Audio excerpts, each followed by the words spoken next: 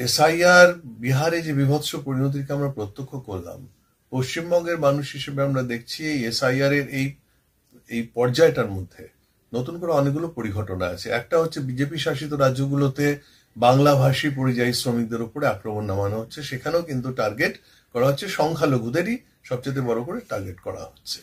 একটা আমরা দেখলাম যে সংবিধানের 130তম সংশোধনীর নাম করে সেখানেও কিন্তু কোন একটি নির্বাচিত সরকারকে ফেলে দেওয়ার ক্ষমতাটা কেন্দ্রীয় সরকারের থাকছে, এইটা তারা করছেন। এবং তার সঙ্গে যে তৃতীয় যে বিষয়টাকে সাম্প্রতিকতম যে বিষয়টা, সেটা হচ্ছে যে নতুন করে তারা একটা ওই যেটা করবার চেষ্টা করছেন সেটা করেও ফেলেছেন, যে নাগরিকত্ব আইনটার পরিবর্তন ঘটিয়ে, অর্থাৎ সিএএ যেটাকে করা হয়েছিল, সেক্ষেত্রেও কিন্তু নতুনভাবে নাগরিক হওয়ার ক্ষেত্রে সেই সময়সীমাটাকে বাড়িয়ে 2024 সালের 31শে ডিসেম্বর অবধি করা হয়েছে।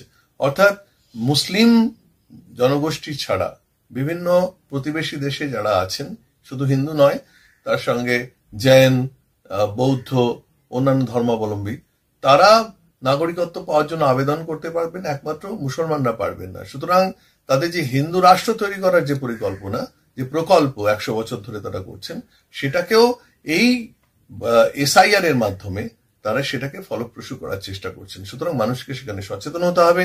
আমরা খুব খোলাভাবে পশ্চিমবঙ্গের মানুষের কাছে আবেদন জানাচ্ছি, বামপন্থী দলগুলোর পক্ষ থেকে, সিপিআইএমএল এর পক্ষ থেকে, 17 তারিখে মৌলালী যুব কেন্দ্রে বিকেল 3টে থেকে যে এসআইআর বিরোধী কনভেনশন আমরা ডেকেছি, সেখানে আপনারা আসুন, আপনারা শুনুন, আপনাদের মতামত বিনিময় করুন, এবং আসুন আমরা রাস্তায় নেমে এই চক্রান্তের বিরুদ্ধে একটা বড় রকম প্রতিরোধ তৈরি করব।